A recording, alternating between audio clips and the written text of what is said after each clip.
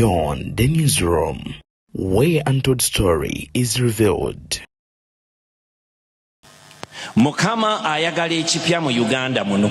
Hallelujah. Mukama mulungi. You know, a new Uganda. Tuleme kulooza nti project ya Bobi Wine. Naye project ya Katonda. Olw'ensonga nti Uganda erina okuzzibwa obujja, erina okukyusibwa. Baganda bange bannyinaze ekyamazima amatuufu Bobi Wine, His Excellency Robert Kyagulanyi Ssentamu, omusajja omu yavayo n'agamba his God sent. Bangi ebigambo ebyo twabitawala oba oliawo nga ebyokusaaga. Kakati ekkanisa oba ekkereziya evuddeyo n'esaidinga ogamba nti katuyimirire ne Robert Kyagulanyi Ssentamu. Bavudde mu Mathias Mpuuga Nsamba, wuuno nno bamulangidde obubbi, ng'ate nno bamutaddeko n'ogw'okubanga abadde abba amasakalamento oba okusembera nga tatuukiridde ng'alina abakyala babiri. Ebyamabi bino bivuddeyo, wabula ng'okusaba video soko gimpereka like, bw'ogiwa like eba etambulira ddala n'etuuka ku lesekinoomu mu ngeri y'emu atannaba subscribing nga nkusaba soko subscribing ate ensonga osobola okuba nga ozifuna bulungi. Hope Christian Fellowship International Church Africa bagamba bategese okusaba okwokwebaza ng'ennaku z'omwezi 15 ya Saturday Sunday eno bakubireko basangibwawo Kitiko ku luguudo oludda Ekigo. Obudde butuuse bwatuuka nadda. Mukama ayagala ekipya mu Uganda muno. Hallelujah. Mukama mulungi. You know, a new Uganda. Tuleme kulooza nti project ya Bobi Wine. Naye project ya Katonda. Olw'ensonga nti Uganda erina okuzzibwa obujja, erina okukyusibwa. Amin.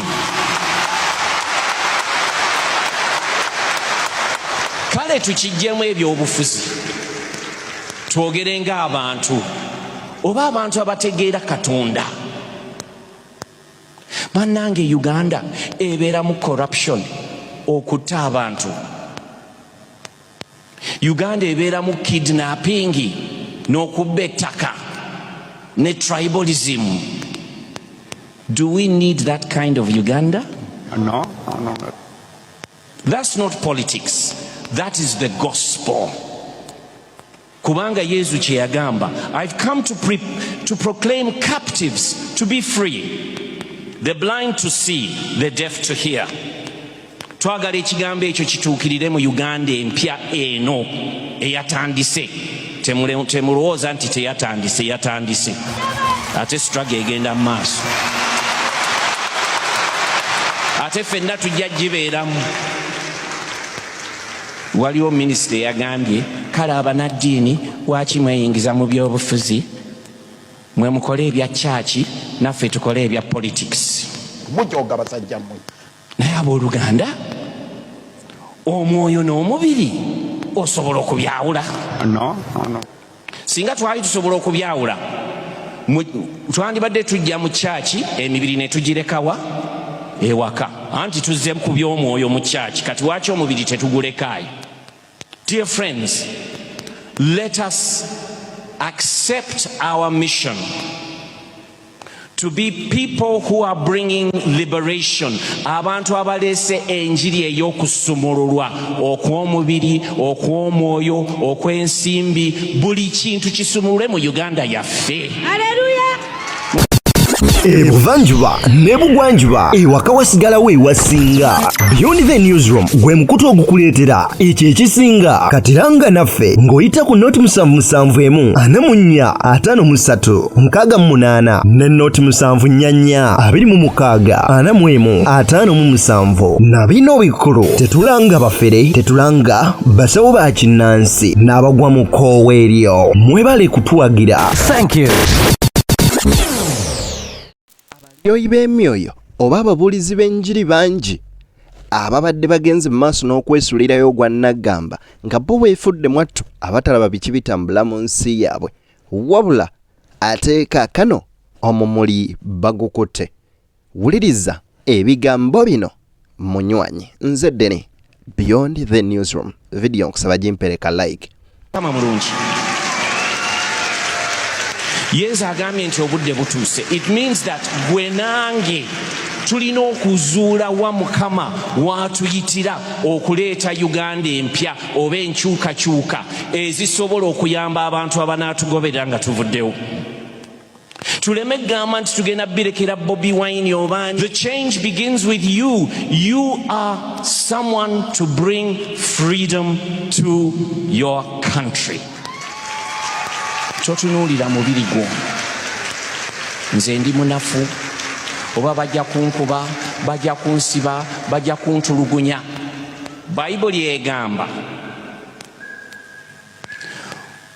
temutya abo abatta omubiri, wabula mutye nnyo oyo asobola okutta omubiri n'omwoyo n'agusuula ludda wa mu Gehenna. So n'olwekyo temutya. Mukama akyalina ebyamaanyi byagenda okukola mu ggwanga lyaffe, mujja biraba. Tetulinaako we twabadde ate tuleme kuggwamu maanyi. Our time has come to bring change to Uganda. So dear friends, tujja kugenda mu maaso.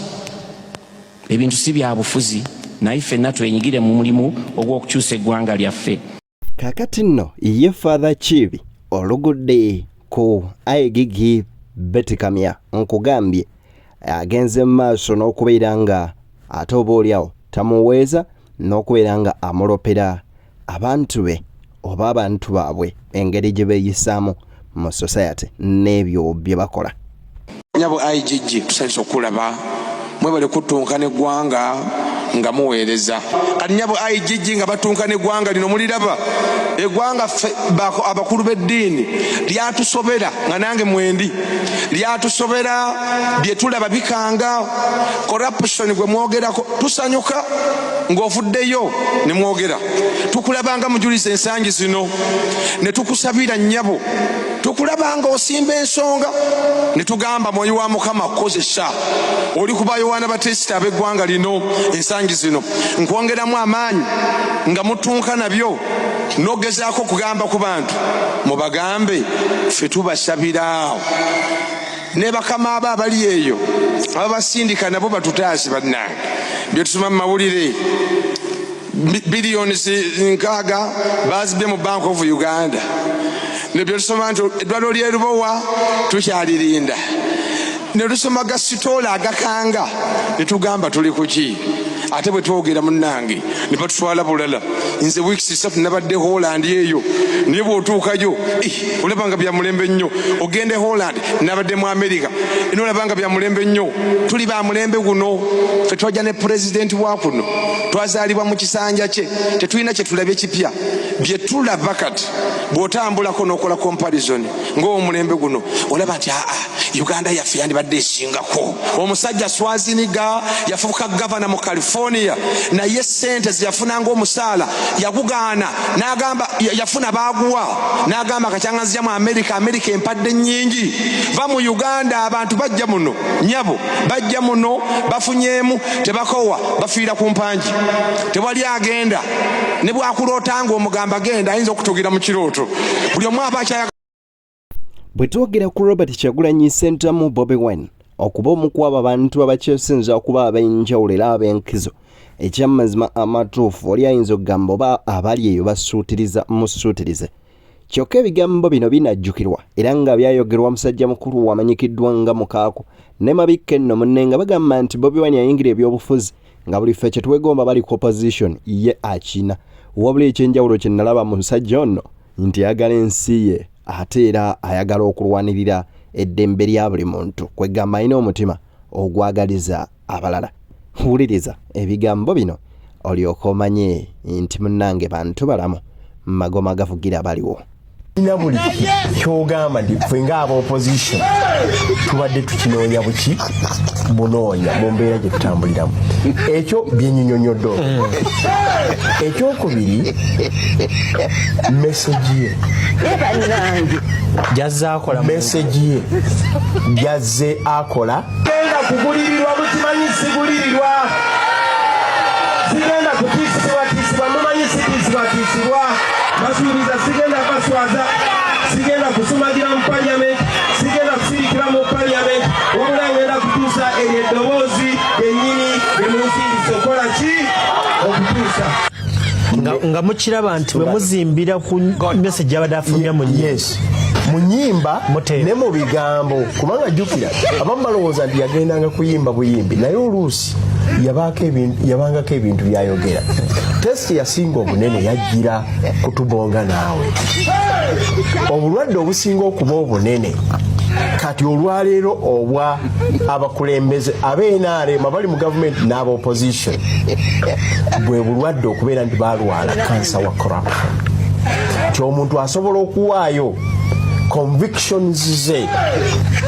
values ze ne principles n'azitunda miliyoni 1, 2, 3, 4, 5 oba mitwalo 10 simple kubanga agamba kanfunemu kenkola ki kenfuna omwana oyo bwe yatestingibwa kutubonga nawe n'agaana okujoyininga banne ku miliyoni 4 bye baabawa okyabijoga byali bina mwana asabira bwe yalemerayo president Museveni n'agamba oyo yaani mumugambe mumumpitire mumugambe mwetaaga n'amugamba nti omwana n'agaana okugenda oluvannyuma n'amusibira aba emizabizi abatali ba bulijjo n'amugamba nti tusuubidde okukuyamba mu bizibu byo kubanga tewali atabana bizibu era n'amugamba nti nja kuwa envelope worth 1.2 billion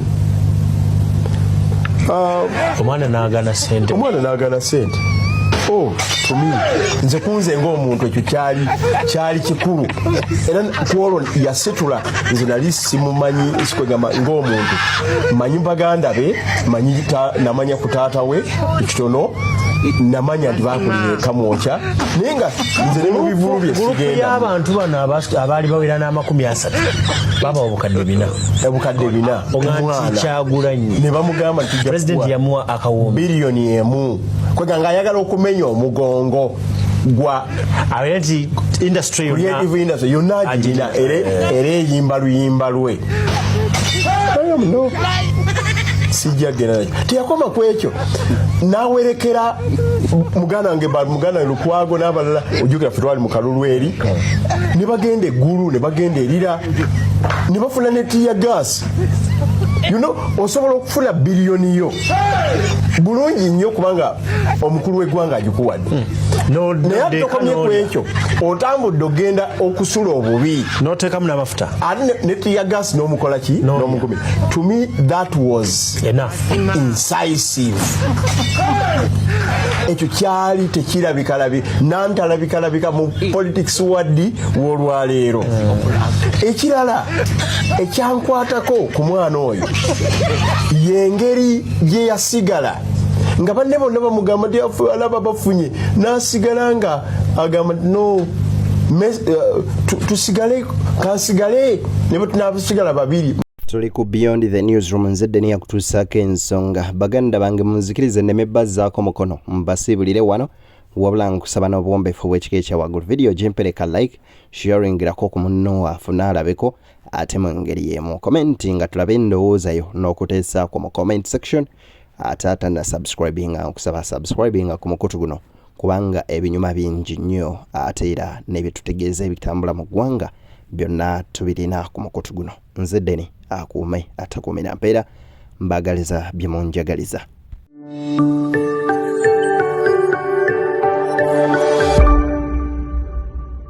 Beyond the Newsroom, where untold story is revealed.